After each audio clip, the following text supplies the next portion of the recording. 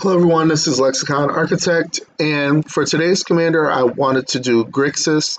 So we are looking at Lynde, Cheerful Tormentor. It is a 4-mana Grixis commander with Death Touch that says whenever a curse is put into your graveyard from the battlefield, return it to the battlefield attached to you at the beginning of the next end step, and then at the beginning of your upkeep you may attach a curse attached to you to one of your opponents, and if you do, draw 2 cards. So the simple strategy of this deck is we're playing tons of curses that we're going to enchant our opponents with. They have separate abilities, and once we get to them, I'll talk about it. So let's look at the creature package, which is kind of low. We're only running 17. So Agent of Erebos allows us to exile all cards from a target graveyard whenever it or another enchantment ETBs. Ashiok's Reaper allows us to draw cards whenever enchantment we control is put from the to the graveyard from the battlefield. Baleful Strix is here as a draw spell for us. It does have flying and death touch, which is important. Then Bothersome Quasit. Goaded creatures your opponent's control can't block. And then whenever we cast a non-creature spell, we can go target creature an opponent controls. And until your next turn, that creature attacks each combat if able, and attacks a player other than you if able. Then we play Braids. At the beginning of our end step, we may sacrifice an artifact, creature, or enchantment, land, or planeswalker. And if we do, each opponent may sacrifice a permanent that shares a type with it. And for each opponent that doesn't, you lose 2 life and you draw a card. Brash Taunter, because it's indestructible. And then whenever it's dealt damage, it deals that much damage to target opponent. And then for 3 mana, we can make this fight another target creature. Then we're playing one of my favorite cards in Chrome Host Seed Shark. 3 mana creature with flying that whenever we cast a non-creature spell, we get to incubate X, where X is that spell's mana value. Next, we look at Doomwake Giant. Whenever it or another enchantment enters the battlefield under our control, creatures your opponent's control gets -1/-1. So this could work as a mini board wipe for us. Next, we play Fate Unraveler. Whenever an opponent draws a card, it deals 1 damage to that player. Next, we're playing Gixian Puppeteer. Whenever we draw our second card, each opponent will lose 2 life and we gain 2 life. And then when it dies, we can return another target creature with converted mana cost 3 or less from the graveyard to the battlefield. Next, we play Grim Guardian. Whenever it or another enchantment enters the battlefield under our control, each opponent will lose 1 life. Next, we play Nightscape Familiar, just because it makes our blue and red spells cost 1 less to cast. And for 2 mana, we can regenerate it. Next, we play Protean Thaumaturge. Battlefield under our control. You may have Protean Thaumaturge. Next, we're playing Saruman the White Hand. Whenever you cast a non-creature spell, you amass Orc X, where X is that spell's mana value, and goblins and orcs you control have Ward 2. Next, we play Sulfum Mayhem. If a source you control will deal non-combat damage to an opponent, or a permanent an opponent controls, it deals double that damage to that player or permanent instead.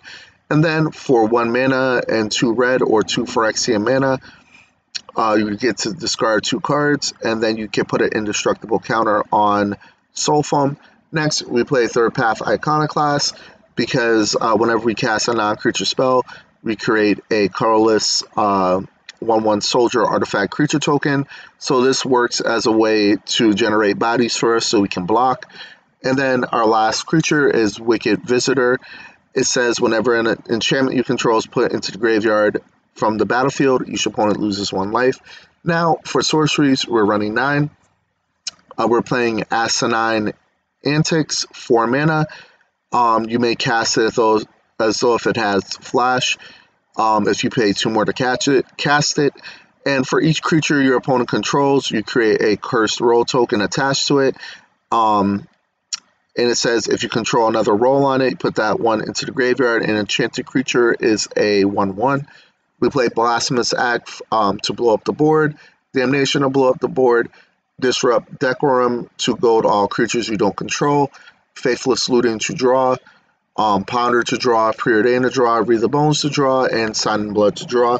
As far as instants, Bedevil for removal, Blot Out For removal, Brainstorm to draw 3. Look at put 2 of them from your hand on top of your library in any order. Counterspell, Counter Squall, Dark Ritual for ramp, Infernal Grasp for removal, negate to counter target non-creature spell, terminate to destroy target creature and it cannot be regenerated, and Thirst for Meaning to draw 3 cards, then discard 2 unless you discard an enchantment.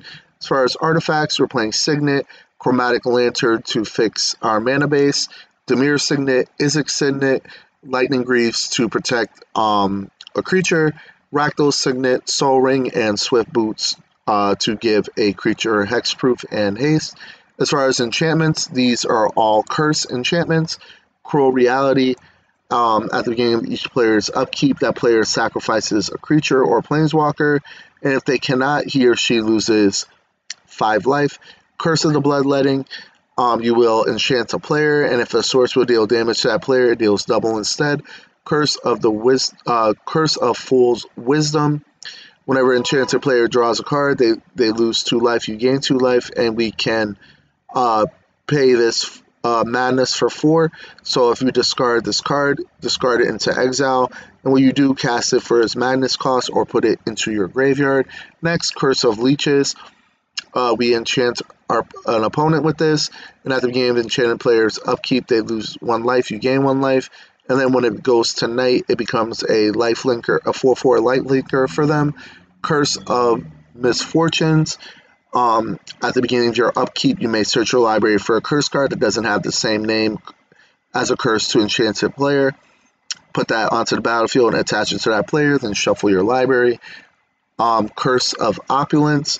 Whenever enchanted player is attacked, create a gold token, and each opponent attacking that player does the same, and a gold token is basically a treasure token. Then we play Curse of Shaken Faith. Whenever enchanted player casts a spell other than the first one they cast each turn or copies the spell, it deals 2 damage to them. Next, we play Curse of Surveillance. At the beginning of enchanted player's upkeep, any number of target players other than that player draws cards equal to the number of curses attached to that player. Next, Curse of Thirst. At the beginning of enchanted player's upkeep, it deals damage to that player equal to the number of curses attached to him or her. Then we play Curse of Unbinding. At the beginning of enchanted player's upkeep, that player reveals cards from the top of their library until they reveal a creature card. Put that card onto the battlefield under your control, then that player puts the rest of the revealed cards into their graveyard. Next, we play Curse of Verbosity. Whenever enchanted player is attacked, you draw a card, and each opponent attacking that player does the same. Then Curse of the Pierce Heart. At the beginning of enchanted player's upkeep, it deals 1 damage to that player. Then we play Ghoulish Impetus. Enchant a creature. That creature gets +1/+1 and has Death Touch and is goaded. And whenever enchanted creature dies, return Ghoulish Impetus to the battlefield at the beginning of the next end step. Then we're playing Mirror Maid to come in as a copy of any artifact or enchantment on the battlefield. Then we play Propaganda as a tax card. Then we play Psychic Impetus to enchant a creature, give it +2/+2 and goad it, and then whenever the enchanted creature attacks, we get to scry 2. Then we play Regain 1 life. Then we play Shiny Impetus. The creature gets +2/+2 and is goaded, and whenever enchanted creature attacks, we get to create a treasure token. Then we play Torment of Scarabs.